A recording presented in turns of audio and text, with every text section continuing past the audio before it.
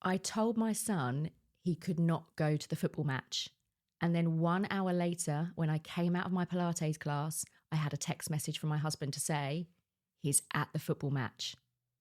Now, when you know who the decision maker is, what to say to them, that's what happens. You can get someone from a no to a yes. Welcome to What's That Got to Do with Marketing, where we start with a story you did not see coming. It might be fun, could be funny, or even a little bit frantic. But in the end, it will all make sense, leaving you with a takeaway, a to-do, or a transformational way forward. And I'm your host, Victoria. And you, my friend, are here for unlikely lessons and unforgettable marketing advice, just for small B2B expert-led business owners.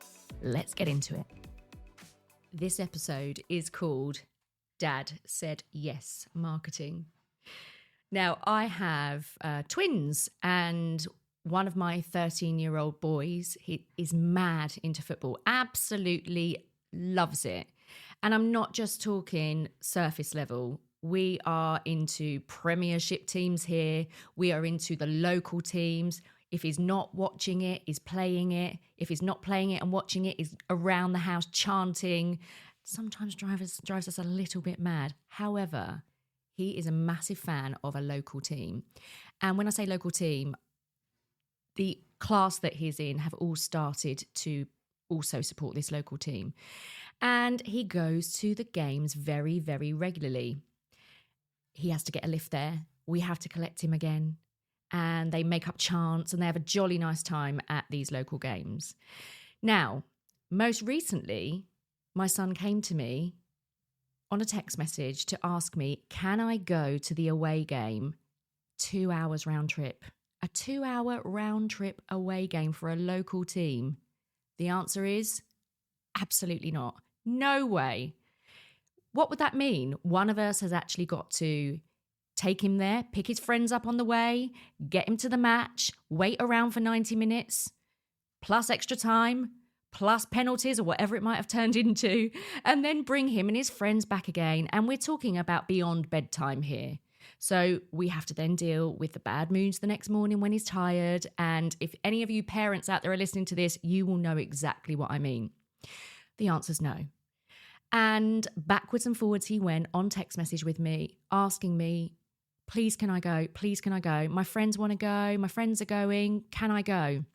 And still, no. The answer is no for all of the aforementioned reasons. So this went on for a little while. And I said, I don't want to spoil your fun, because of course we don't want to do that as parents, but it's just a little bit too much of an ask for a weekday 2-hour round trip. I left it at that, and into my Pilates class I went. Now, an hour later, I look at my phone and there is a message from my husband.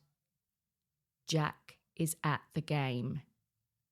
He's gone off to the game. So what's happened? Well, Jack has considered every single angle and how to actually deal with it. Better sales skills than most adults have. In fact, I would say better sales skills than most salespeople. He has thought about all of the different objections we've had to this trip. He's thought about the lift there. He's thought about the timescales. He's thought about pretty much everything. And he's gone to my husband with a solution. He's contacted one of his friends and arranged himself a lift. So he's dealt with that. He's told me he's going to be absolutely fine for school tomorrow and promised that he is not going to make a fuss. He's going to get up like a good boy in the morning and get ready for school.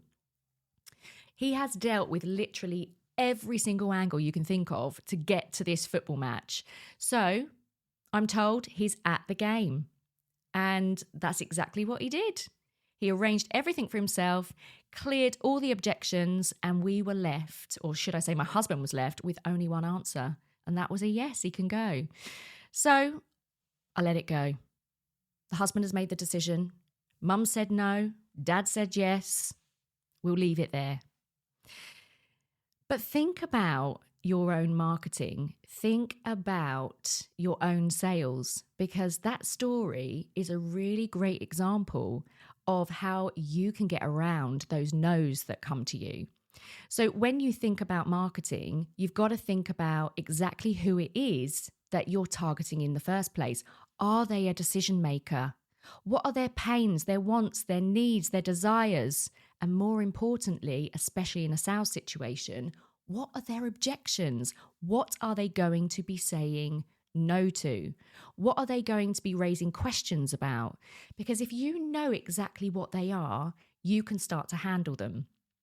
And this is exactly what we've got to be prepared for in our sales and marketing. And yes, it's not just sales when it comes to objections, because if you can handle a lot of those objections in your written content or your video content up front, what you'll find is that you're removing the barriers before they even start to present themselves to you. And then when it comes to the sales discussions, you are going to be getting minor objections that you can deal with really, really easily. So what we want to do when it comes to, really considering who the customer is and what their objections will be is let marketing do all that really heavy lifting for you. Now, there's another point to make here. Coming back to my story about my child on this football match, it's not just about the fact that he removed those objections, he was persistent too. He asked and asked and asked, and when I'd said no for maybe the fourth or fifth time, he'd gone to another decision maker. And I think it's really important to note there that yes, you do need to choose the right person that makes the decisions, but also we need to start thinking about the number of times we're willing to ask somebody before we just go, I'm not trying anymore. And the honest answer to that is it takes 7 to 15 interactions with a brand before someone is even willing to consider buying from you. Yet so many people give up way before that even happens. So you've really got to think about, how do you string together those 7 to 15 interactions and keep that momentum up rather than just dropping away and thinking, nah, they don't want my stuff. That's where most businesses really do go wrong when it comes to their marketing. And they start to think, well, this person doesn't want what I've got, or they're not interested in some way. But the truth is, they never even said no in the first place. You just assumed that they didn't want what you've got. Now, let's just have a little look at some examples of that.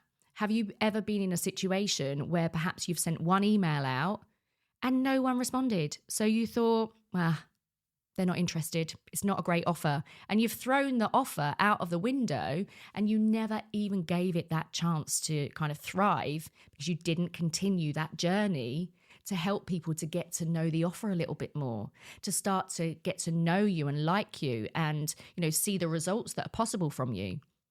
Have you ever put a post out in social media and you've got no results from it, perhaps no engagement, perhaps you feel like no one's noticed? But the fact is, it's not just once. You've got to think about the amount of times people need to see you, how the algorithms are playing out when it comes to social media. You don't just put one post in there and expect it to work. You've really got to put the effort in and be there, show up there consistently, because you've got to build your reputation. And you do that by consistency.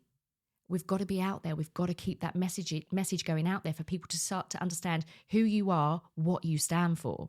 And have you ever been in that situation where, coming on the sales side, you've made one sales follow-up call, maybe after a discovery session, and then you've not bothered again because it feels uncomfortable. You think, well, I've had a call with them. I've tried to phone them. They didn't answer the phone. I've left a voice message. If they really wanted it, they would have called me back, or maybe they would have emailed me. But the fact is, it doesn't always work like that. It's not that they don't want your stuff. They're busy. Are you busy? I'm busy. And most people are busy. So they put off those decisions because they're just doing other stuff. So we really do need to think about that consistency and being really persistent with our marketing.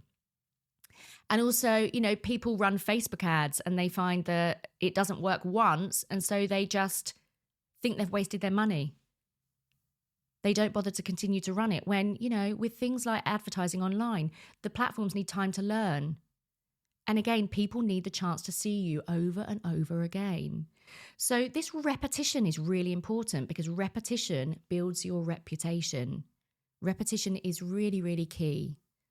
So next time you find yourself in that situation where you're concerned, you're nervous, you feel like an imposter, you don't want to bother people, remember that if you persist, you're much more likely to get better results from it. It's not that they're not interested in you. It's the fact that they just haven't had the chance to consider. They haven't had the chance to get to know you. They haven't seen enough of you yet, but eventually they will.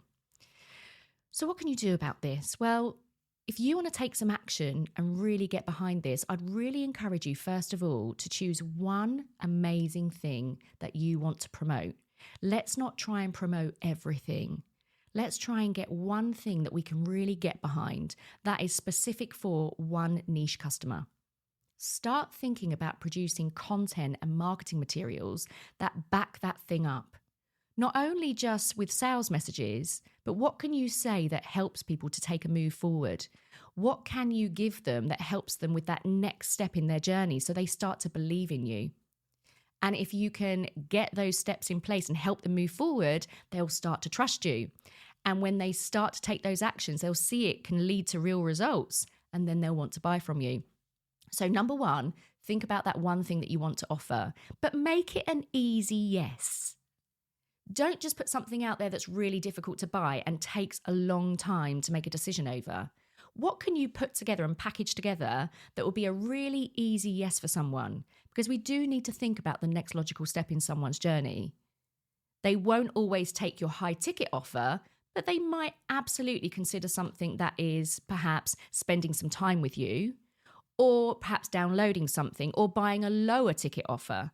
So if you can think about something like that, that's much more likely to get them to take a step forward. And I want you to think about talking to them about the outcomes that can produce. So if they take up that offer, that free time with you, that low-cost offer, what is it that they're actually going to get from it? Really describe that to them. Let them know, because people buy outcomes. If you've watched one of my episodes before or listened to one of my episodes before, you will know that people buy transformation. They don't buy the thing that you are selling. So that is a really important thing to really think about. Get behind all of that. Stay consistent. Be persistent. And that's going to get you the visibility that you need that will help you to go down the pathway towards a yes. Okay. And if you don't manage to sell, ask for feedback.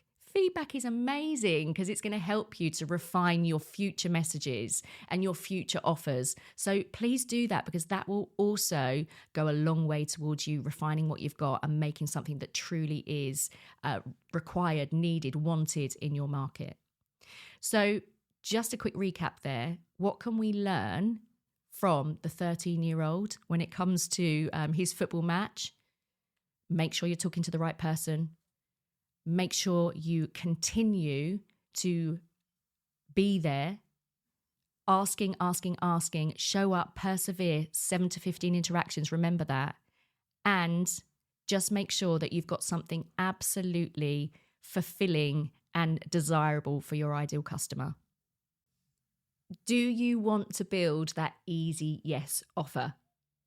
I know you do. So I'm going to give you a great little resource for that. If you go to allstarmarketingclub.com/resources, you will find my easy offer checklist, and it'll give you some great guidance on how to build an offer that your customers will really want, and also some advice on making sure that you keep up that momentum. So head over there and I'll see you for the next episode.